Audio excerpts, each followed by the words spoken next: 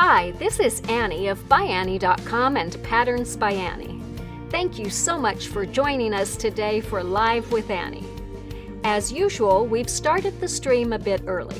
This helps us get everything set up and broadcasting properly to our various platforms. You can find a countdown clock on the screen showing how long it will be until we actually go live. While you wait, please connect with us and other viewers in the chat. Let us know where you are from and whether you're a new or longtime viewer. We'll see you live soon!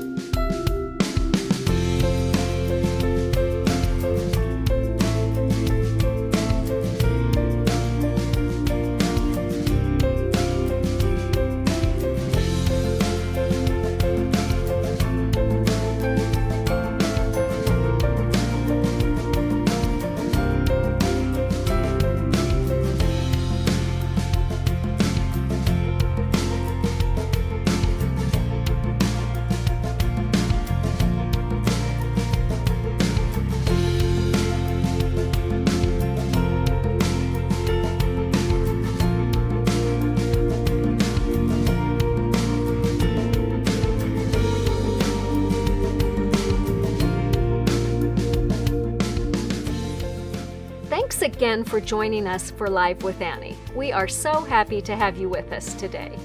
While you wait for the program to start, we hope you'll enjoy the content playing on screen. There's so much inspiration, so take a moment to tell us what you love in the chat. Don't forget there is a countdown clock on the screen so you know how long until we go live.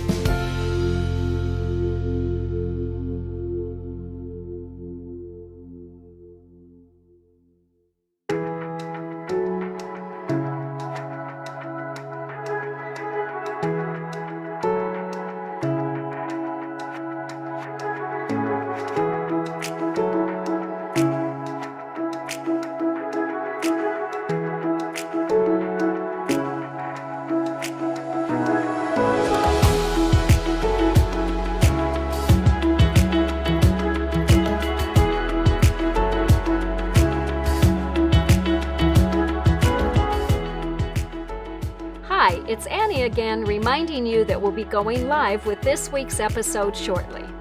There is a countdown clock on the screen showing how much time is left. You've got just enough time to grab some water or a beverage of your choice and a snack, and to connect with us in the chat. We'd love to hear what you've been working on this week.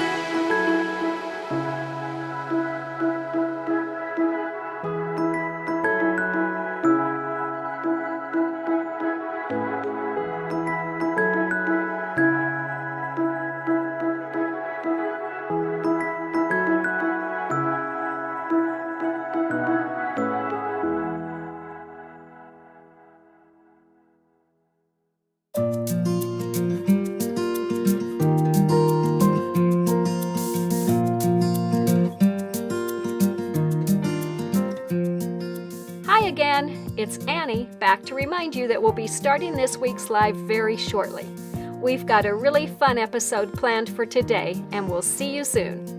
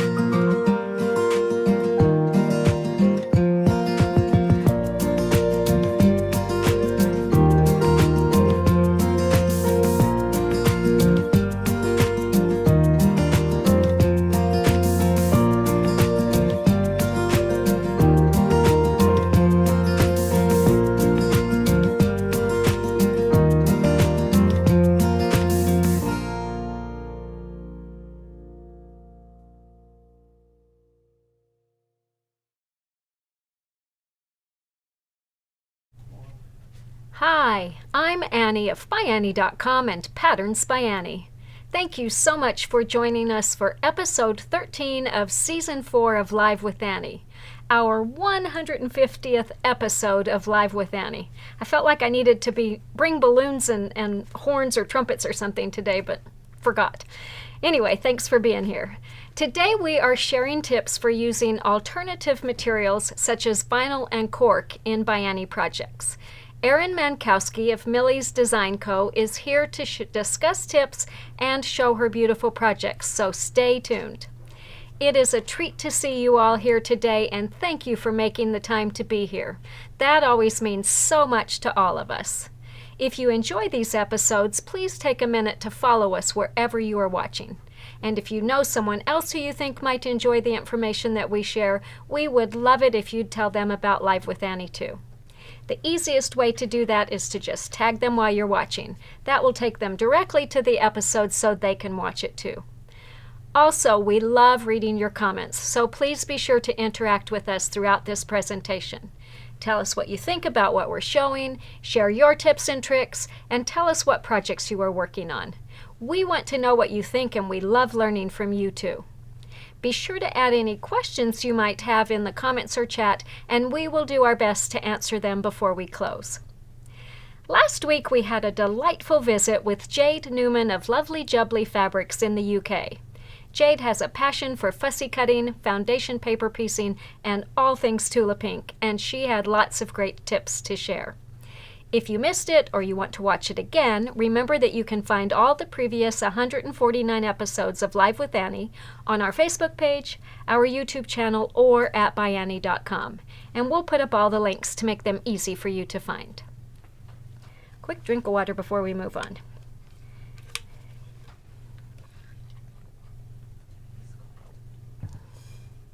Glow, can you move down?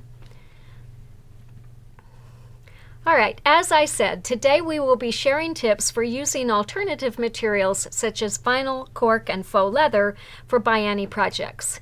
We will talk about any adjustments to the pattern that might be needed, and we'll share tips for cutting, quilting or not, sewing, laundering, and more.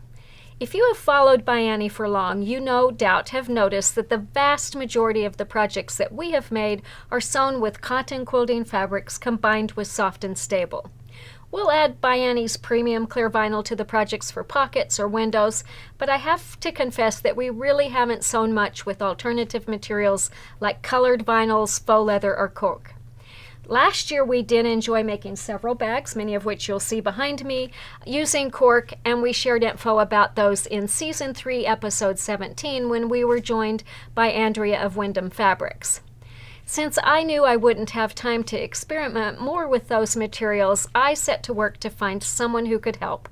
And I remembered that one of our newest pattern testers, Erin Mankowski, often tests our patterns using other materials, and they're always amazing. About a year ago, Erin reached out to us with some questions about our pattern Clam Up.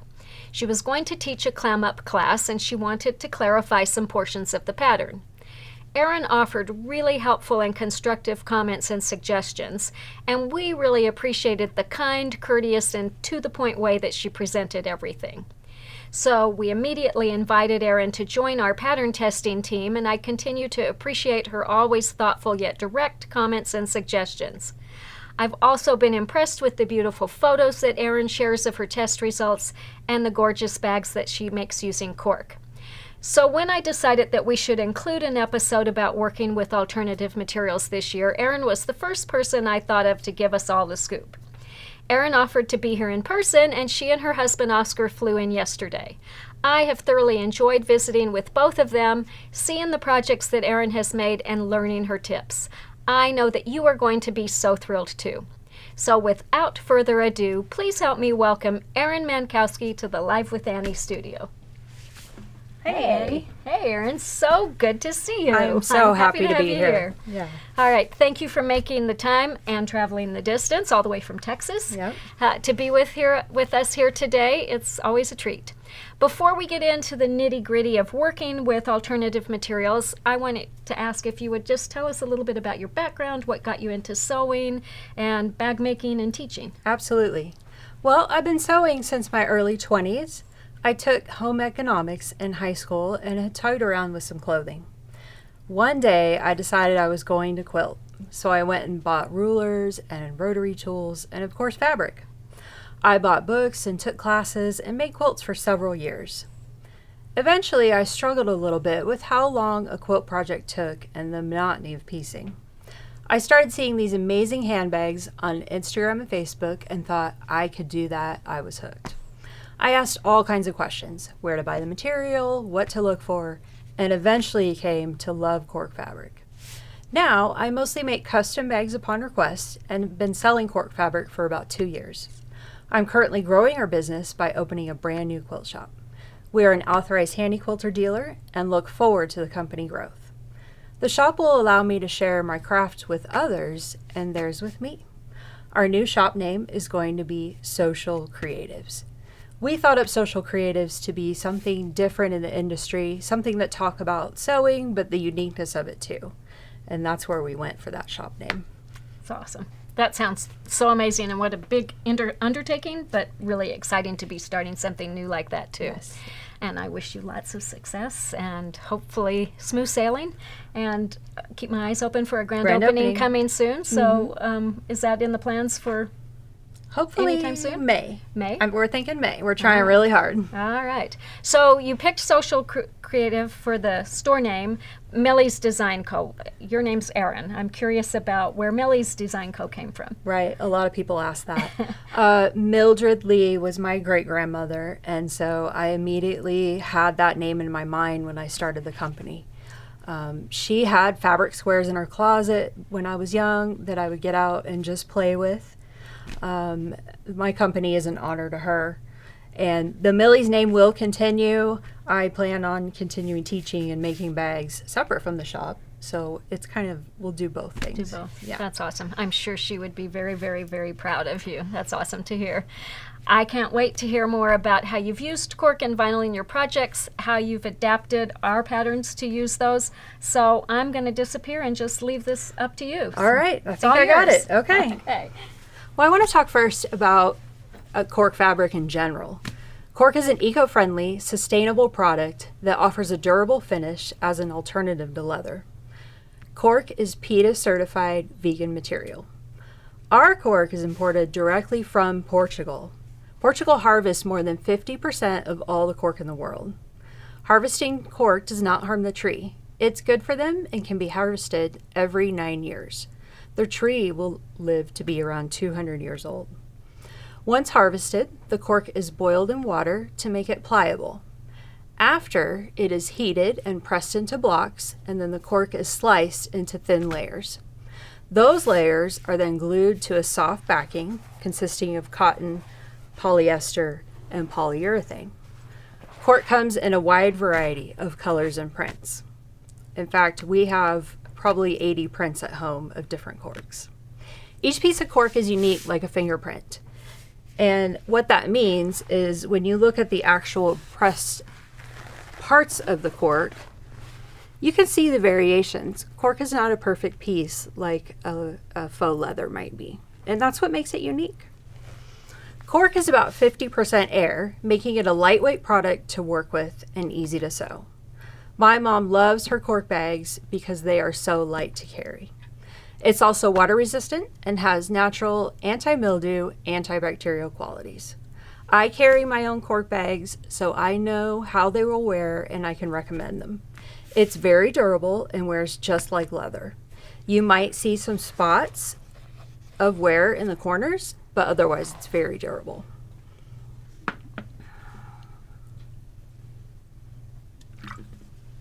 So the first project I tackled was Payday. And the Payday pattern came out less than a year ago and is very new. This pattern was very easy to adapt to cork because I only used it on the exterior. There's not too many layers in this pattern and you don't have to quilt anything, which makes it a nice alternative. On this particular Payday, I also swapped out the strap.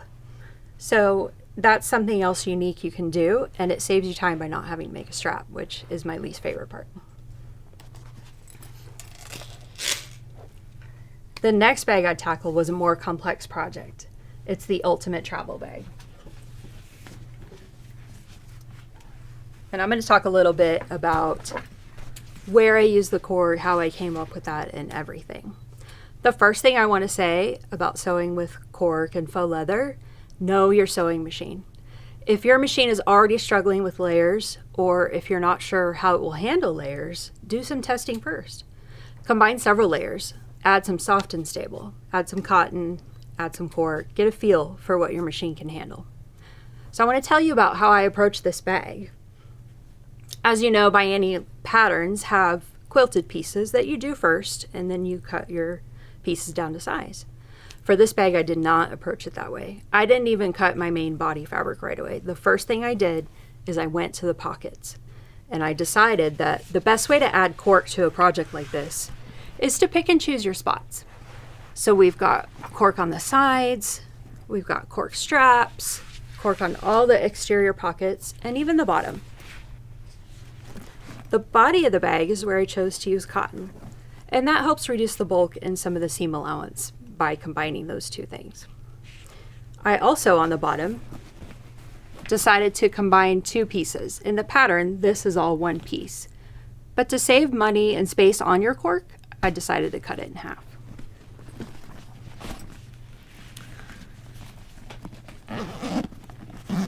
So a big general tip is to reduce your soft and stable by a 1-inch height and width. Did we get that? It's right piece.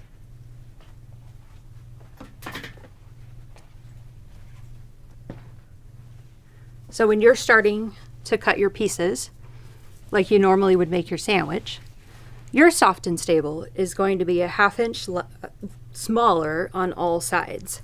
And because we have a 1/4 inch seam allowance, this reduces all your seams and makes it join together nicely.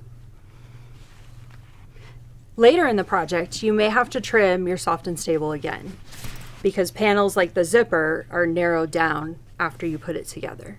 So you would just go in the raw edges and trim some of that soft and stable out to help you later.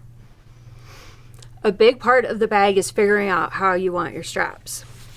So if you'll notice, or if you don't know, in this pattern, this would have been all one piece. I chose to do it separately because these could just be made with 2 layers.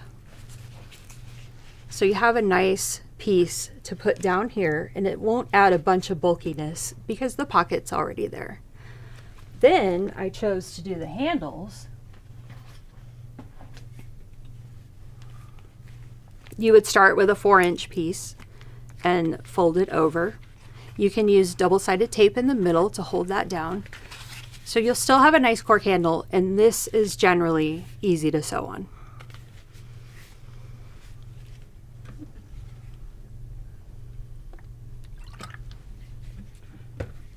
And I will just point out, I also made my over-the-shoulder strap with cork fabric.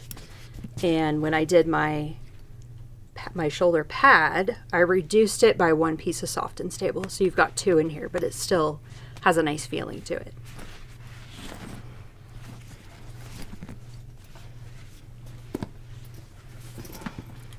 So next I want to talk about totally trendy totes. And let me tell you, this is a very large bag. I had not tested it or seen it until I started. And I chose to use our lightweight vinyl product, also known as faux leather. And I chose it because this is a more affordable choice for a large project like this. When you cut the bag, it's actually all one piece, and it's a lot to work with.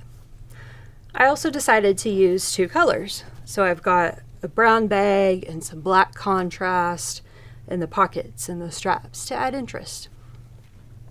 I did quilt this bag with soft and stable and a cotton lining. I quilted it on my domestic machine, and I will say it was a bit of a challenge, not with the material, just the size of the piece as I maneuvered it through the machine. Now this bag I really customized. On the inside, according to pattern, you can add a zipper panel or not, and I didn't add a zipper at all. So I decided to do a couple things. In the middle, I decided to add a magnetic snap. I was able to add the magnetic snap because I didn't do any quilting in this section. I did my quilting with interest, so it left me a blank canvas right here, if that makes sense. Then I added also a cross piece with a hook. And that allows me to fold in the corners and make that top kind of snugger and smaller to get into, but you can still open it and have that wide opening there. This pocket was an add-on. I decided to add a hanging pocket because it's already quilted. I couldn't add it on the inside. And then I also added rivets in the front and on the handles. This bag was really fun, and it's really a great size. I used it on the airplane to get it over here. So it's really a great project to work with. And then I decided I needed a makeup bag to match, so I used Clam Up. This is the large version, and again, I used 2 fabrics. Instead of cutting one panel, I joined my pieces together. When I did the grab tabs, they are just folded over and the edges are left raw, and the vinyl will hold up to that. We don't need the layers there. I didn't reduce the size of the soft and stable. This material is light enough to where you can do your sandwich as you would normal and sew right through it. These go together really quickly and easily. And real quick, I just wanted to show, I did do one of the bags in clear vinyl with sparkle, and it was really fun. And it's a cute little project, even for kids. It's got no lining. You just sew it together and it's ready to go.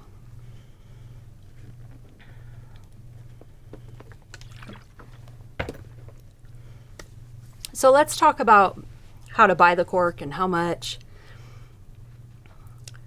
So we sell it in the 19 by 13, 19 by 26 sizes. The vinyl actually comes in half-yard pieces, so you get a nice large piece to do straps and all that, the large sizes of stuff. The cork, how I can recommend it is figure out how you want to do your straps. So if you're wanting one continuous strap or handle, you will need to buy a larger piece so you can do that. Now you can piece cork straps together. It's fine. It just gets a little bulky when you're trying to add a slider and everything on there. I also will mention that you can combine your strap with cotton. I didn't do that to bring any of them, but you would simply combine a piece of cotton the same size and sew those together and do the same type of folding to get that strap for you. So once you figure out your strap, how you're going to make it, how long, then you can kind of determine what size of piece you need. From there, I would think about, like I said, I approached each pocket and decided what I was going to use cork on. So from there, you can draw out how much you need and purchase the right size. We're always here to help if you need help with that. Because the vinyl comes in half yards, there's not really a worry about running out of it. And if you need to combine 2 colors, we have all that too. We actually sell 19 different colors. So I wanted to talk in general about some additional sewing tips. My number 1 tip is to reduce the bulk in the seam. And we can do this one in 2 ways. We talked about cutting your soft and stable a 1/2 inch smaller on all 4 sides, or doing the zigzag around all your pieces. Fusible interfacing is not required for the cork. You may still use it for your cotton pieces. The soft and stable works great for the cork because it adds structure and it makes it look nice. You don't need a jeans or leather needle. I get this as a top question. You want to use a microtext, which is about a 10 or a 12, or a top stitch needle works well too. If you try to use a denim needle, it will poke holes in the cork that are too big and it will weaken your seams. I also like to use a poly or polybrand thread. It's more durable for bags than cotton. I do use invisible thread a lot when piecing like the travel bag, because I don't like changing my threads. And when your backing is a lighter color than the front, you're constantly changing them out. But when I do get to the final binding, I like to go back to a regular poly thread. You don't in general need a special foot. I do, however, like a walking foot when working with the ByAnnie patterns because of the sandwich you're making with the fabrics. I did not quilt any of my cork pieces, but you may choose to do so, as I kind of did with the vinyl. You don't want to iron directly on the cork. it is okay to flip it to the back and get a piece of Teflon and gently iron out some of the seams. My cork is never folded. It's shipped in rolls, so you won't have any of that, and I recommend you don't fold it and store it that way. Do not use pins in the cork. Clips are your best friend. I clip all the way along. Double-sided basting tape is also a must-have. I try to leave it out of the seam allowance though if I'm going to use it, so I don't have to sew through it. My machine doesn't really like that. For folded exterior pockets, we kind of talked about folding the pocket over without a lining, where you can leave that raw edge, is completely fine. And if I'm going to bind the cork, I cut it at 2 1/4. If you have to mark the cork, use Taylor's chalk. It wipes off really easy with a damp cloth. In fact, when I was doing the vinyl markings, it had rubbed off by the time I was done with the bag, so it works really great. Heat erasable pens do not work with cork. They will leave a mark if you try to iron them out. For this episode, I really want to inspire you. You know, once you've made a bag, why don't you take it and add some things of interest that make it your own? And that's kind of where Social Creatives came from, because I not only want to inspire people, but I want them to inspire me too. And that's what this is all about.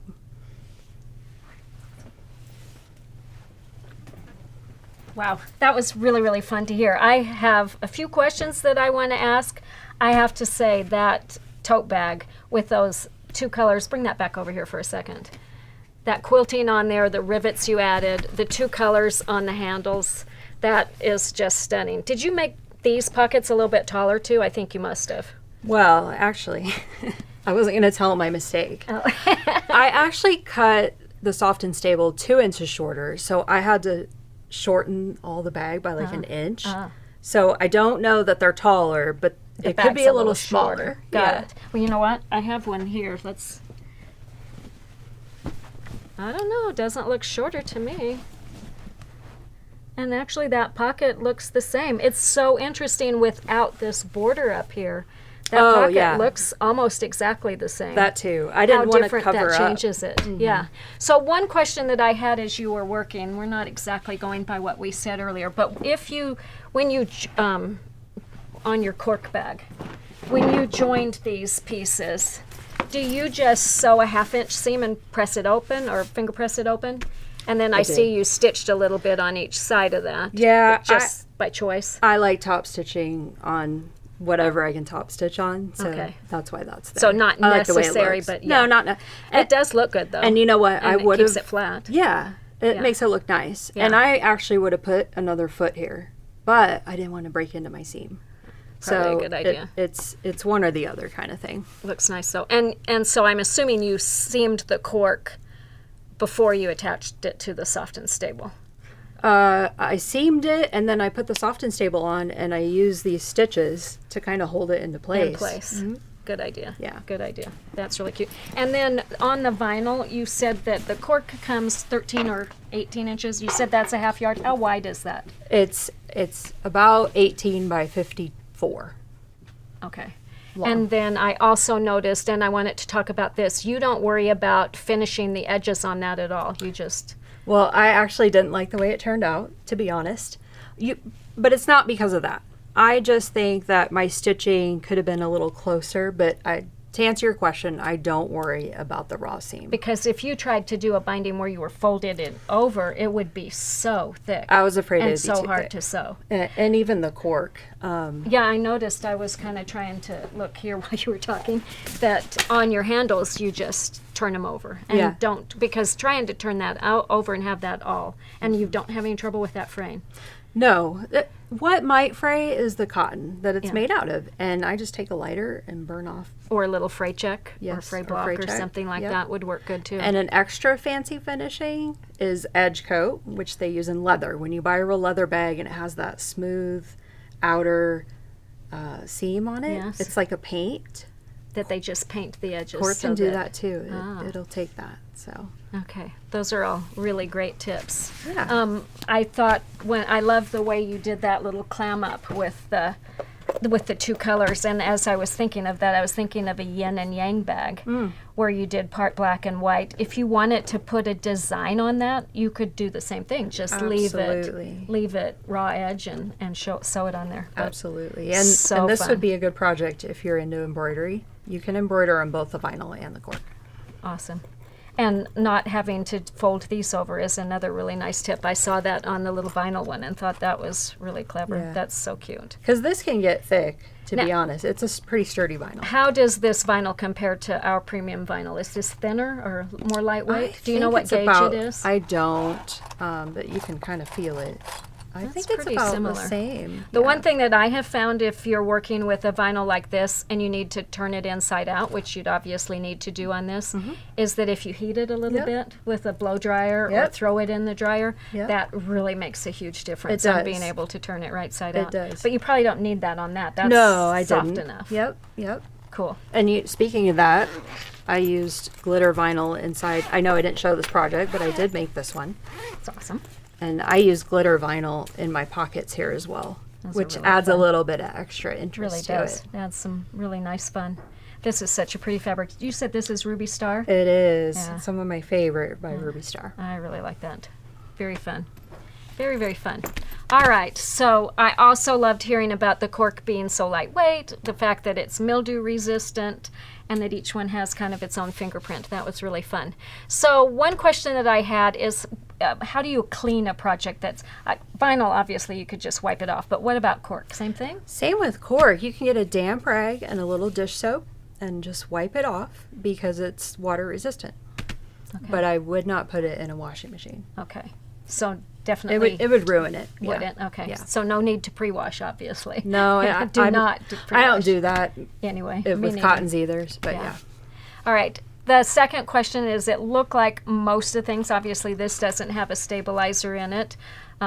Those do. Do you have to use a stabilizer, or what's your thought on that? I mean, I do recommend the soft and stable for structure. It makes it look really nice, and it doesn't flop in. And You know what? Let's dig out that box, that set of Easy Does It that we Oh, talked yes. about yesterday. So this was some cork bags that we made exactly the same. This one is just cork, and you can see it stands up and holds its shape quite well. This one has soft and stable, and you can just see how much better structure and stability that you have with that. It Yep. holds up its shape fine, but it just doesn't look the same Yep. in the end. kind of like cotton. Cotton would be kind of floppy, and Right. it needs that to stand up and look pretty. Sounds For good. sure. All right. Put those away. Next question was, do you have any tips for cutting it? Does it have a grain like fabric does? What do you use to cut it? Any tips? You don't really have to worry about a grain or which way it's facing. I do use a rotary cutter, but you can certainly mark out your patterns on the back and use scissors. I recommend too that when you get it, you should mark off your straps, mark off your pocket. Find the best use of the cork and get it marked out so that you know you have enough to do the pockets you want to do or straps you want to do. Because you want to take as full advantage of that piece as you Absolutely, can. yep. Do you mark that with the tailor's chalk too, or do you just use a pencil or something? Pencil is fine. None of them It's not are going to show through. No, none of them are thin or going to show through the back. You can use, really, I wouldn't use like a Sharpie. That might bleed through, but pencils are completely fine. Completely fine. Great, great. It looked like most of the bags you did had cotton linings, but is that what you always use, or have you done other things? I occasionally, and I did it for this one. Let me open this pocket up. You can use waterproof canvas. Waterproof canvas is really popular with bag makers because it already adds some structure to it, and it's a nice clean finish. It just lays really nice when you're not quilting a piece. That wouldn't need additional stabilizer. Otherwise, as directed in the patterns, if it requires the SF101, the fusible interfacing, I'll use that on the cotton, and that's about it. That's a really smart idea to use inside a pocket. So if you put something in there that leaks or whatever. That too? Yeah. Huh. I never ever thought about You that. could do the whole lining. I've never used waterproof canvas. Is it like other canvases? Does it fray quite a bit, or does it have a coating that prevents that? Yeah, it's got, I don't know how to explain it. The back has like this smooth coating on it, and it doesn't iron well either. It kind of melts a little bit, so I finger press it. Yeah. Sounds interesting to try. It's easy to get too. You can find waterproof canvas. I don't particularly sell it, but it's easy to find. So is it like you'd use on outdoor cushions or something, that kind of canvas, or? I guess you could. I would think outdoor stuff would be a little thicker. Thicker than that? Yeah. Because it's still, easy to sew on a domestic machine. It's easy to sew. It doesn't gum up your needle or anything like that. No, it doesn't. And just the same needle that you use for everything else? Yes. Good tips. Yeah. All right, so one question I had about cork was, I know that sometimes depending on what materials you're using, if you have to turn a bag inside out, you can end up with wrinkles and stuff that are hard to get rid of. Do you have any problems with that with cork? No, I don't. I turn bags all the time. That's usually how I do them. It holds up really well. Sometimes if it's a cotton pattern that says leave a 4-inch opening, I might leave a 5 and give myself a little extra room. And you can press the bag from the inside again to smooth that out, but your cork's not going to have any folds or problems. Okay, but you said don't iron it from the outside. Can you steam it from the outside? No, wouldn't do that. I wouldn't do that. I would. You can use steam on the bag to let it go through and kind of smooth it out. Okay. But it probably doesn't really wrinkle too bad either if you're careful with it. It doesn't. Good. And all right. I think, and we talked about the straps. We don't turn straps like a lot of the ByAnnie patterns because you'll never get it. It's too stiff and too thick. Too stiff. You'd never be able to do it. So turning it over. One thing that we did, I was going to grab this bag. So we did this one when we were very limited on the amount of cork because we sewed so many projects out of it. Right. So we didn't do the 4 layers on these. On these we did just cut it 2 inches, brought the raw edges into the center, and then we just sewed a piece of ribbon over that, which is really cute to cover it, and a nice detail. And that worked good too. Yeah, I like what you did there. A little bit more of a lightweight handle, and then we kind of did the colors to all blend in. That's one of my favorites. I really enjoyed making that bag.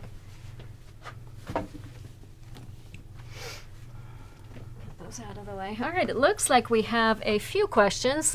Please repeat the types of needles to use. Okay, I like a Microtex or a top stitch. So they might range anywhere from a size 10 to 14. Okay, all right. And then traditional binding is often used in ByAnnie bags is not needed. The edges are raw. Did you even do raw edges there? Yes. Okay.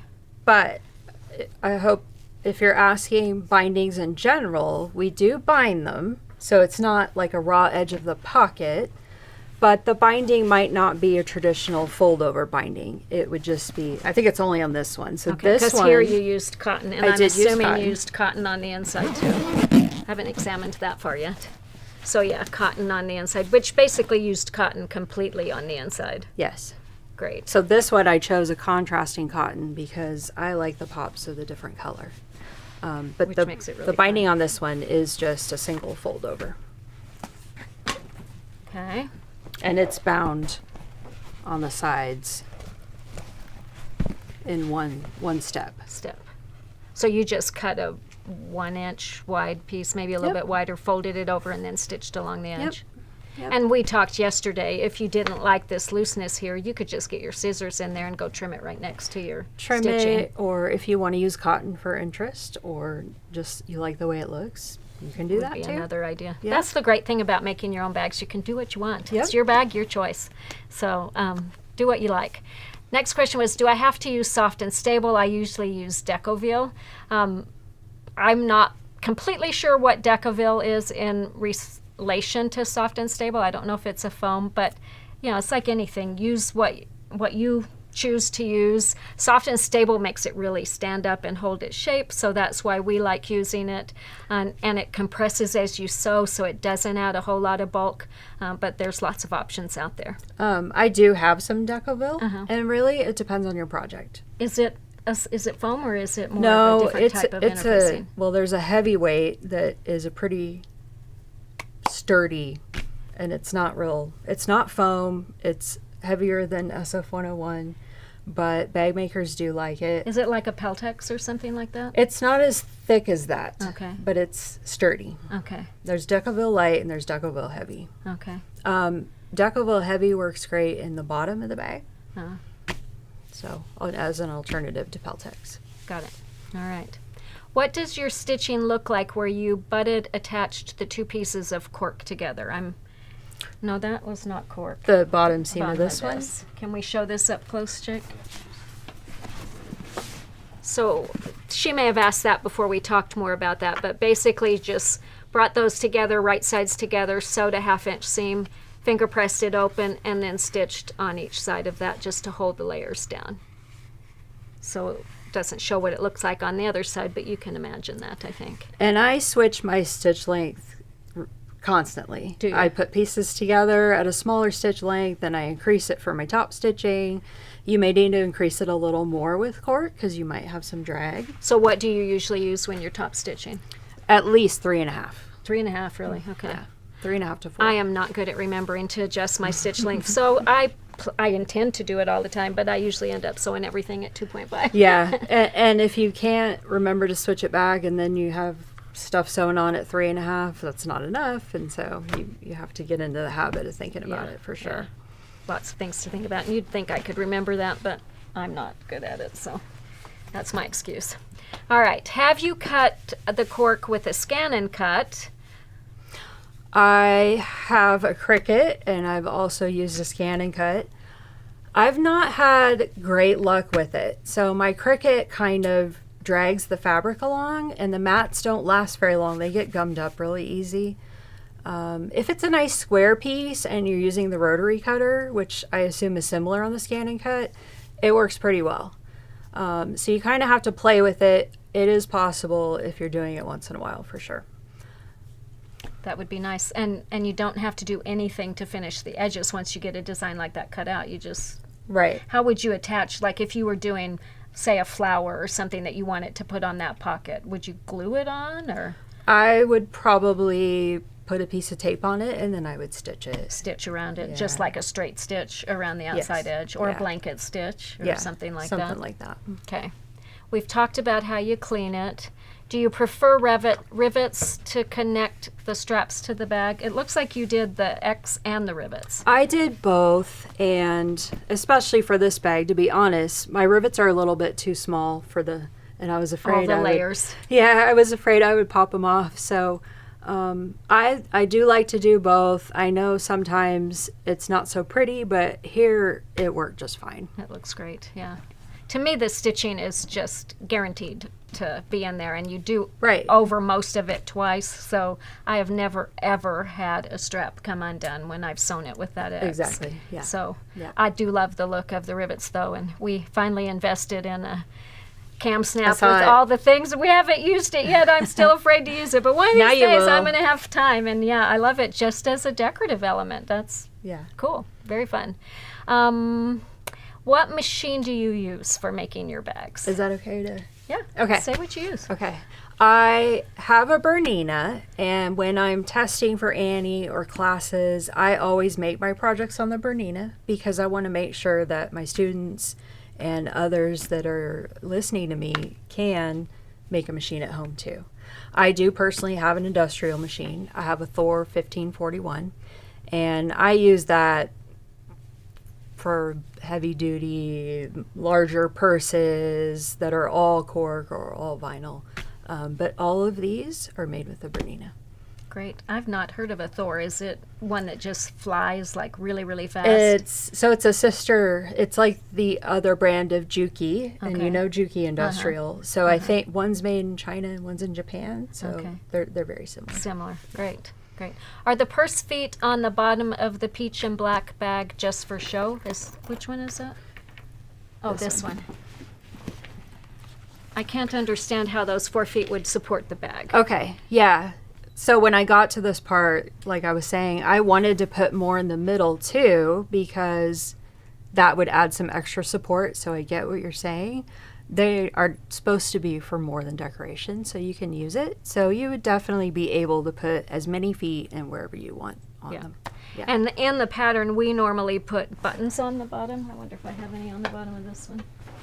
Yes. So a lot of times we'll put buttons on and we'll do double layers, and we usually do 6 but it's just that little bit extra that keeps it a little bit up off the ground, and I think helps keep it somewhat cleaner. Yep. The nice thing about the cork is you're going to be able to wipe that clean if it gets dirty too, Yep. so that'll be good. What was the name of the stuff you talked about to seal the edges other than a flame? It's called Edge Coat. And Does that seal the edges, or that just colors the edges? so they have a couple different products out there. There's one that you roll on and you seal the edges, and you roll it 4 or 5 times, and then you sand it down and make that nice curve, and then you paint it.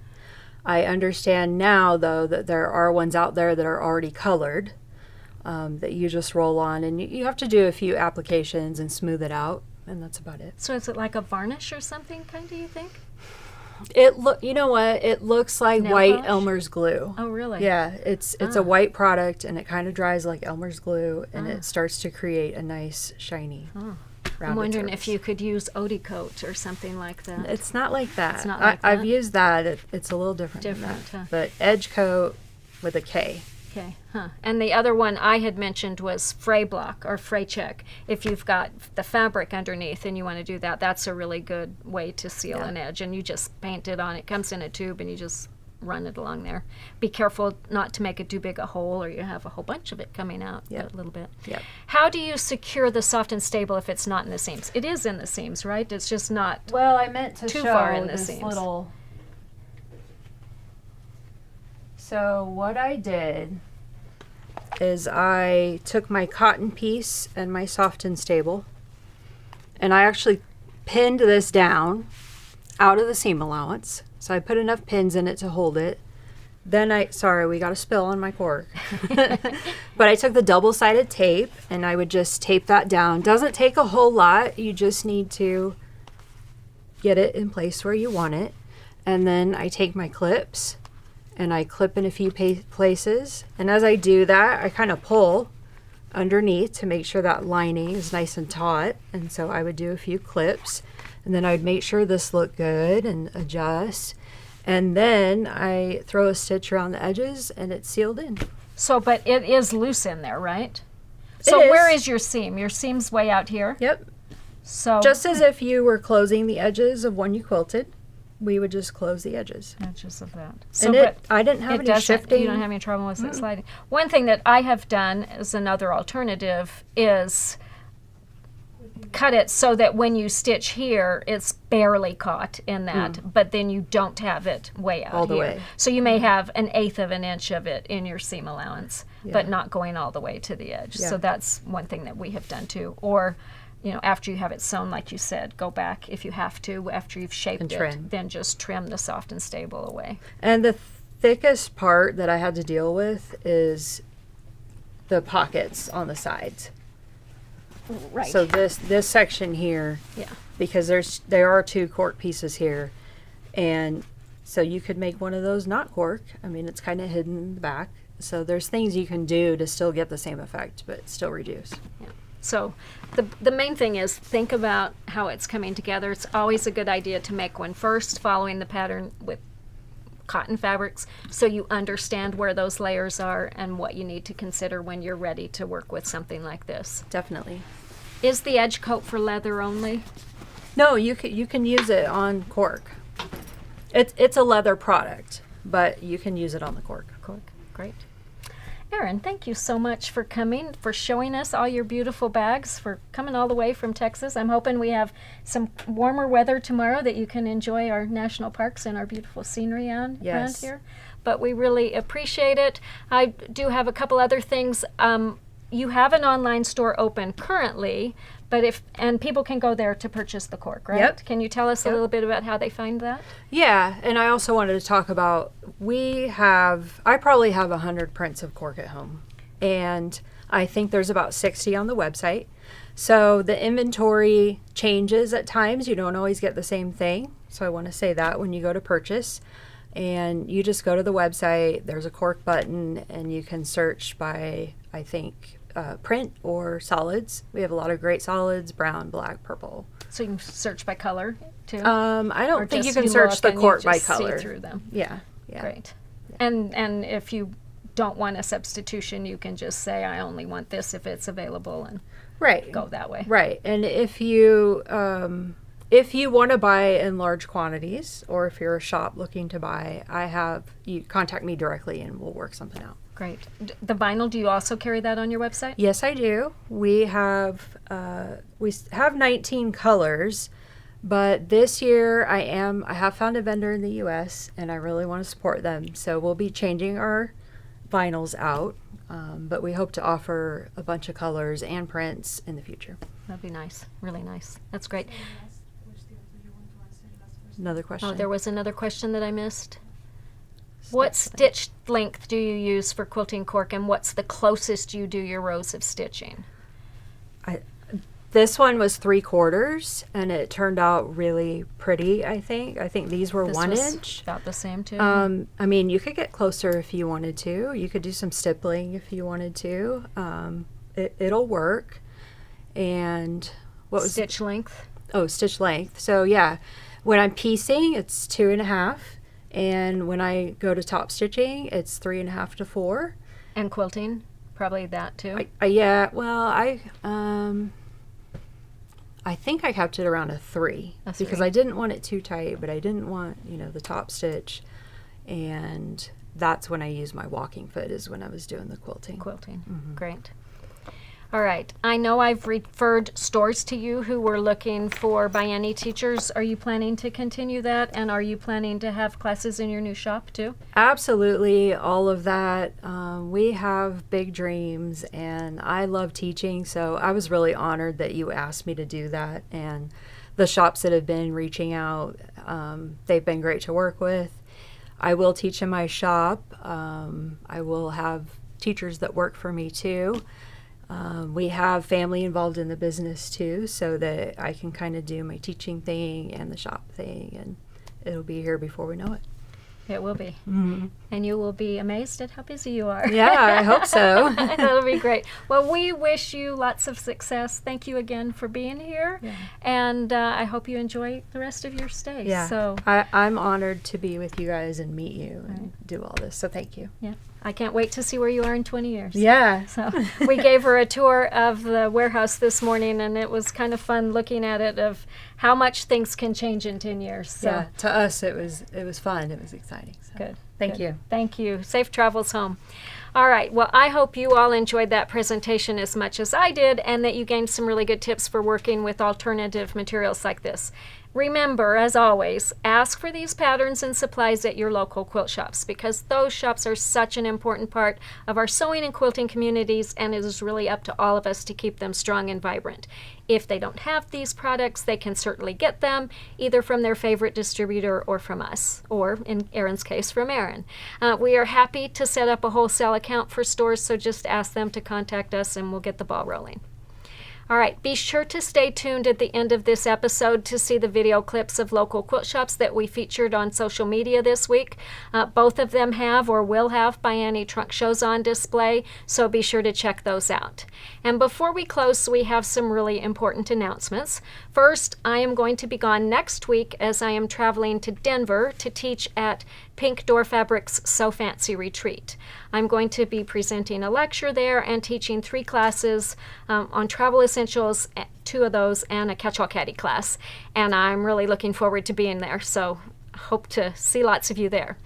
I've extended my trip a little bit so that I can also present a lecture at Above and Beyond Sewing and Back in Thornton, Colorado, and so I'll be sharing some of the ByAnnie story, as well as showing lots of models and talking about techniques. That's going to be on 10 a.m. Monday, April 8th, the day of the eclipse. I believe there is still room. When I looked at their website a few days ago, it looked like they still had it open. So if you're in the Denver area, be sure to check that out. We put the link up to their website. It would be really fun to meet you there. Since I'm going to be gone next week, my dear son Casey has volunteered to take over live next week. Casey and the team have been working for a long time on a new website. I'm sure you've heard us saying we're working on a new website. The goal is that we're going to turn it on this coming Monday, which happens to be April 1st or April Fool's Day here in the U.S. Hopefully that's not a sign of things to come, but we've been in really great need of a new website for a long time, and we're really excited about all the benefits of this one. So if all goes as planned, we may have some downtime at a minimum on Monday, maybe on Tuesday too. Hopefully everything goes. There have been some really major changes to the website, so Casey will be here next Wednesday at 2 p.m. Mountain Time to talk you through those. If something happens and it's not up, we'll have to make a change about that, but we'll send out emails and let you know what's happening. So don't miss it, and until then, happy stitching.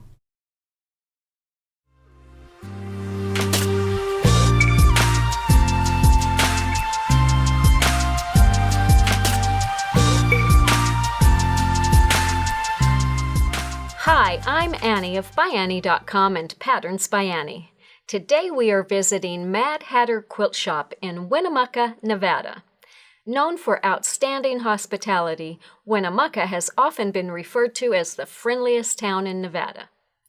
The Mad Hatter Quilt Shop is owned by Natalie Betchart, and she is a busy gal, being a store owner and mother to her young son, Hudson. Natalie tells us, the Mad Hatter has been a small family business since 2000. We specialize in shirt printing and embroidery, and we didn't bring fabric into the store until 2016.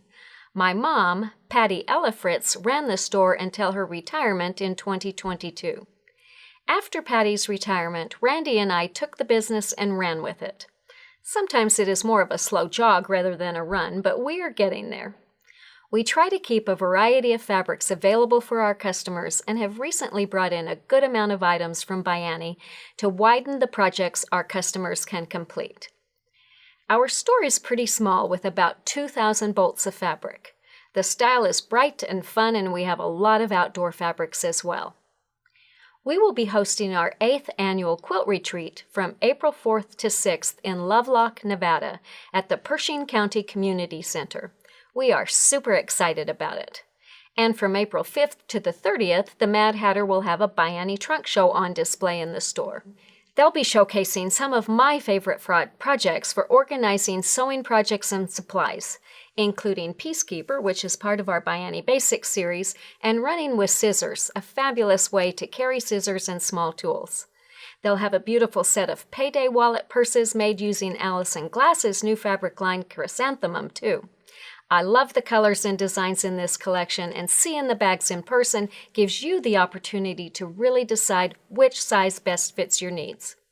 You can also check out our Get Out of Town 2.0, our smallest duffel bag. It's perfect for a weekend getaway and would make a great gift for anyone.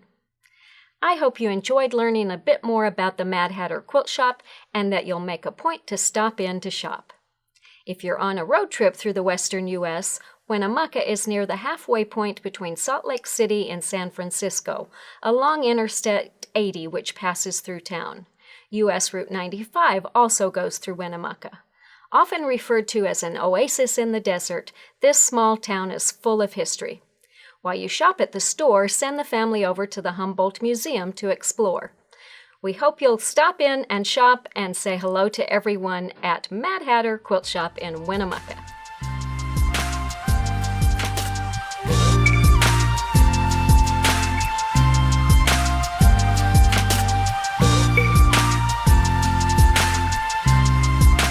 Hi, I'm Annie of ByAnnie.com and Patterns by Annie. Today we are visiting the Fabric Center in Carlisle, Pennsylvania. From March 29th to April 2nd, they will have a special Free Spirit ByAnnie trunk show on display featuring quilts and bags made using William & Morris's new line Buttermere. The store is also augmenting that display with a more extensive ByAnnie trunk show, which will be in the store from March 21st to April 29th. This trunk show will feature a full range of ByAnnie models. Being able to see models up close and personal gives you the opportunity to understand their size and features, so be sure to stop in and check them out. Owners Brian Rudabaugh and his wife Debbie are committed to keeping quilters near and far supplied with the fabrics and notions needed to create beautiful quilts and bags. The Fabric Center is a small, quaint quilting boutique in the heart of downtown Carlisle on historic Pomfret Street. They sell 100% cotton quilting fabrics and quilting notions. Customers who voted for the Fabric Center in the 2024 LQS contest praised the store's staff, selection, and service. Sarah said, "The employees are amazingly helpful, and they have fabrics that perfectly match my taste. Their store samples and classes keep me inspired." Leslie agreed, saying, "The ladies are always so helpful to pick fabric and offer advice when I am stuck. I love the blend of old style and also bold and new fabrics." Shonda shared how much she appreciates finding it after moving from overseas to Carlisle. "With no family or friends here, the Fabric Center became mine. They helped me understand patterns, colors, and putting a quilt all together. I enjoy always feeling that I'm a family member who matters." In addition to the ByAnnie and Free Spirit trunk shows that will be on display in March and April, the Fabric Center will be participating in the Mid-Atlantic Shop Hop in July and August. This shop hop through Delaware, Maryland, New Jersey, Pennsylvania, Virginia, and West Virginia includes about 100 stores and is sure to include inspiration galore. Be sure to stop in and check them all out and tell them Annie sent you.